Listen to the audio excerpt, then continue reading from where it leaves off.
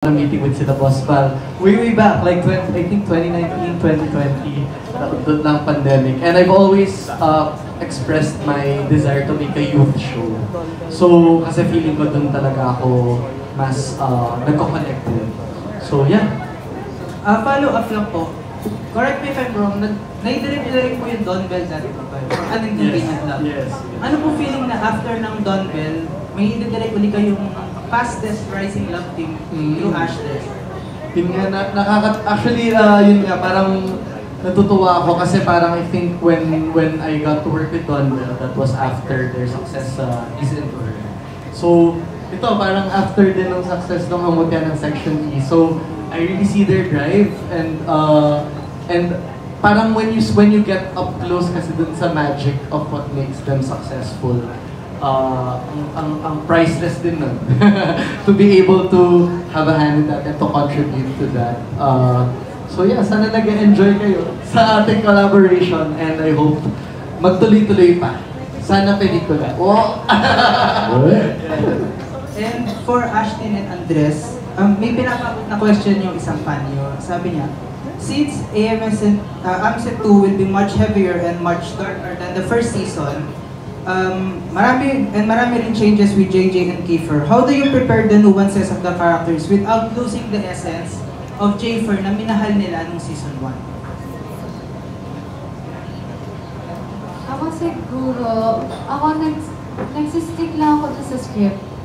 And bukod doon, tinatanong din namin sila direct kung tama ba yung pinapakita namin, yung mga nuances ba, okay ba. Eh kung hindi naman, nandiyan naman lagi si direct para i-guide kami pabalik.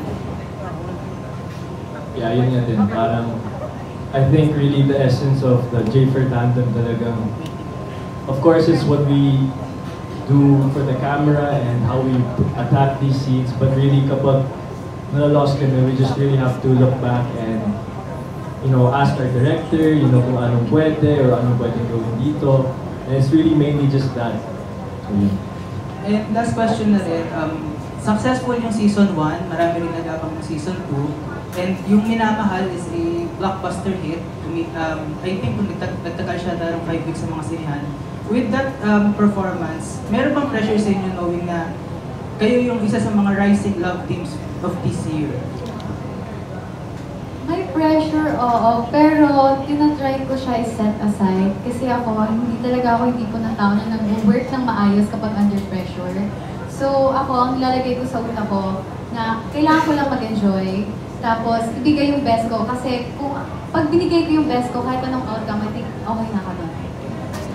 Yeah, yun nga din. Talagang it's all about really enjoying the process. Kasi I feel that kapag, whether any project you do, if everyone really is connecting and enjoying what they're doing and everyone's having a good time, feeling ko talaga makakita yan, mati-translate yan sa screen. And I really believe in the whole process of collaborating with everyone and yun po. Thank you. Thank you. Maraming salamat. Thank you. Now we are down to our last meet your friend. Let's have a TikTok content creator, Sab Santos. Hi there. Hello. Hi everyone. So, my first question is for Miss Lara. As a reader myself, sobrang dami nating inaabangan for this season, just like in season 1. Is there a specific scene from book 2 na talagang inaabangan nyo to see kung paano nila gagampanan? Yes, una-una na siguro dyan is yung pag-aaway ng buong section. Gusto ko makita kung gano'n kaseryoso yung cast sa role nila. Kasi hindi naman kaabang na suntukan talaga. Kasi makikita mo na kung mag-aaway-aaway talaga, gano'n. And also, of course, the remarkable na, I miss you. Yun, hihintay ko rin yun. And gusto ko rin makita yung emotions nila. So, paiyak si Ashley. Yun po. Thank you. And then, next one is, of course, I want to congratulate everyone for a very blessed 2025. Sobrang laki ng blessings, no? Like, Ashley, current with filming MMFF, Andres Simpagets, Rajel just finished shooting for A Werewolf Boy. I just want to ask, with this very tight schedule, how do you manage your work-life balance or ano yung ginagawa nyo during your free days? During our free days, Siguro kung na-memorize na namin lahat ng scripts or lahat ng dapat namin i-memorize, matutulog talaga para the next day, pag may workday na, makakapag-function kami ng maayos at may mabibigay kaming energy at mabibigay namin yung 100% namin. Ako naman talagang, I believe na rest comes in different ways. You know, some of us like to sleep, a lot of us like to also work out. I believe it's about finding yung outlet mo, finding those windows kapag may free time ka, you like to do something that makes you feel fulfilled. And kapag, when you're fulfilled and you come to set, mas nagiging inspired ka to do well because you're recharged. Sorry. Ako din po, I'd like to rest lang when I have free time. And I take the time to really pray to God and spend more time with my family po. Ako naman po paano ko nababalance? Parang buhay ko na rin kasi yung trabaho, gano'n ko siya tratuhin. Parang feeling ko nga feeling ko hindi ako nagtatrabaho, parang mas nalulungkot pa ako pag hindi ako nagtatrabaho. So, buhay ko talaga siya. Yun. So, balance talaga siya. Okay, and then for my last question, we've seen the trailer naman, and then yung... Ang galing na niya talaga. Kagabi may sinod po kami, di ba, Direk? May sinod po kami heavy scene. Grabe, ang galing niyan, Jess.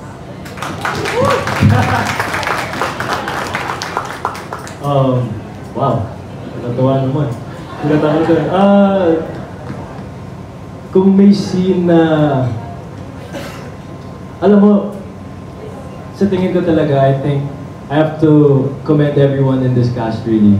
Everyone really stepped it up this season, and I really believe that. I think it's because the idea then that we all came from a lot of work before coming into season 2, so parang naging mas nasanay na kami sa work, and we're a lot more comfortable, and I really have to commend everyone here that we all just really stepped it up, and I really believe that you guys will get to see that in season 2. Lahat po, ramdam mo sa kanila lahat sila nag-improve kasi mas komportable na sila. Pero pinaka nakita ko talaga sa kanila buong dalawa. Seryoso, parang nagulat po kay Ashton na isang araw, may eksena kami. Sabi ko, tumatawa-tawa pa po siya bago mag-take, pero sobrang hirap po talaga ng eksena niya na parang luluha talaga siya na luluha. Tapos biglang umiiyak siya, nagulat na lang po ako sa kanya, parang walang actor's cue, lumalabas bigla yung luha sa mata niya. Tapos ang galing, promise. Tapos si Dress naman, parang kahit anong eksena po niya ngayon, parang kaya-kaya na niya. Kasi parang, nung season 1, parang palagi tayo nagpa-practice, di ba? Puro practice, gano'n. Tapos ngayon, ramdam mo po kay Dress talaga na parang, pagdating niya sa taping game siya lagi, parang ready na siya. Tapos, yung Tagalog niya, sobrang nag-improve po talaga yung Tagalog niya. Nung isang araw kausap ko siya dire-diretso Tagalog. Diba? Yun po. Okay, thank you. That would be all po. Alright, maraming salamat po guys. That wraps up our Q&A session. Yung sa more serious roles, ganyan. Kumusta yung experience mo doing this? And can you share more about your character?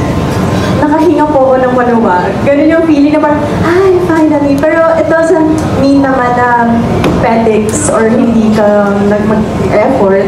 Siyempre, ibibigay mo pa rin yung 100% mo. Pero it's really different po kasi nagaling ako sa action and very drama. Lumod ka sa lupa. Tapos ito yung naging next show ko. So parang, for me, parang may hinga and very refreshing. And nakakatuwa na nalagay ako dito kasi very siya parang mapapakita ko din yung ibang side and makakapag-explore ako well with my character. So yeah, and I'm so very excited and looking forward na makita namin yung mga scenes kasi marami talaga kaabang-abang. Thank you. And for Robin, you're back to sporting your red hair. Kumusta yung experience after having done Werewolf, saka Drake Palma? Ano po, ang saya kasi sunod-sunod. Yung parang kailan lang, hinihiling ko lang po na magkaroon ako ng project, magkaroon ako ng trabaho, kahit na mag-talent pa lang po muna o gano'n. Tapos ngayon bigla, tuloy-tuloy. Yung parang hinihiling ko lang na sana magkatrabaho ko kahit di na ako matulog, kahit di na ako magpahinga. Pinagbigyan po ako ni Lord, hindi na po talaga ako natutulog ngayon. Ayun. Kaya nagpapasalamat po ako kay Lord and sa lahat ng mga boss at sa lahat ng mga taong sumusuporta sa akin. Thank you. Thank you po. Thank you so much po, Miss Kate. Up next, we have from Abante, Roland Castro.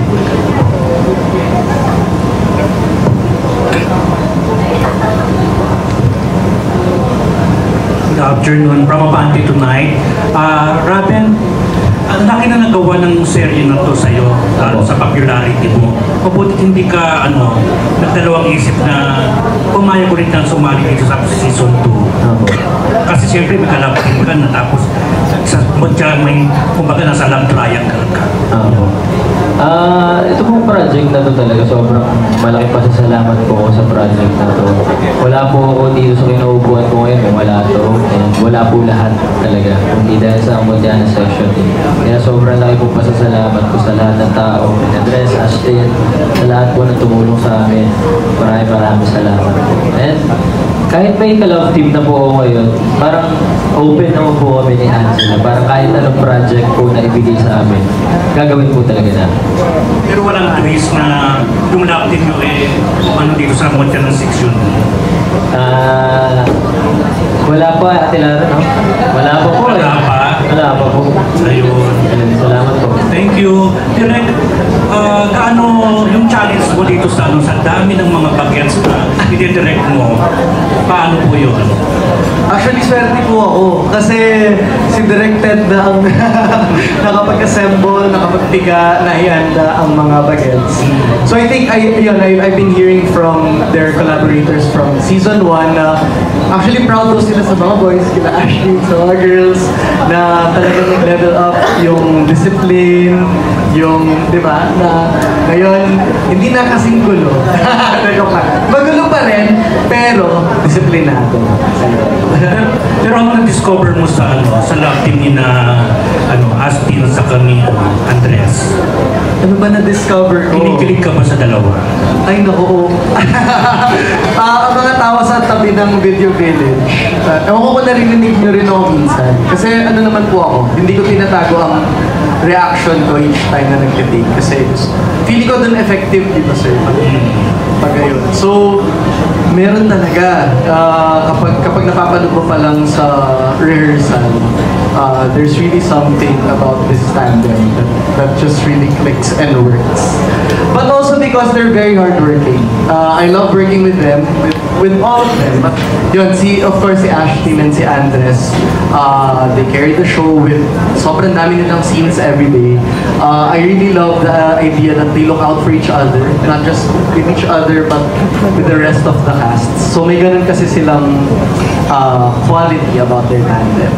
Yun. Okay, thank you, Direk. At syempre sa Astres, may pressure ba sa inyo at saka nung malaman yung may season 2 itong serie nyo since successful na yung season 1? Sa pressure naman po, parang sa tingin ko, kahit anong work meron, kailangan may pressure talaga. Kasi kung walang pressure, you're not gonna, you won't be as inclined to give it your all. Pero, ayun nga, really the emphasis talaga is we just want to make a show that everyone can enjoy. And the storyline on its own is very beautiful, and with the right production team, with Derek P. and our producer, Miss Iris, talagang I believe that because of how complete we are as a unit, as a cast, talagang di kami napapressure ngayon. Parang we're enjoying the whole process, and I think yan yung pinaka-importante talaga. Kapag nag-enjoy yung proseso ng shooting and the whole project on its own, I think everything will follow. Ako po, una ko pong na-feel nung nalaman namin magkakasino. Siyempre, excitement. And kasi kasi ako hindi lang ako, for sure sila lahat din na sobrang lapit din talaga na sila sa section E. Kasi sobrang, ang dami talagang na-open opportunities na doors, hindi lang sa akin, kundi sa amin lahat. And nalaman namin magkakasundo, sobrang happy kami. And of course, may pressure po na naramdaman.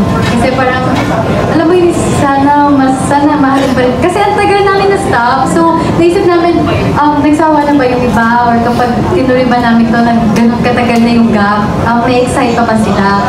Ganun. Pero, na-realize ko parang, as long as ina-enjoy mo, mas mabibigay mo kasi yung best mo. And kapag binibigay mo yung best mo, mas makikita ng audience na nag-enjoy ka na. Mas ma-enjoy din nila yung papanood mo. Okay, thank you. Thank you so much, bro. Up next, can we have from Philstar, Ms. Dolly Ann Carvajal.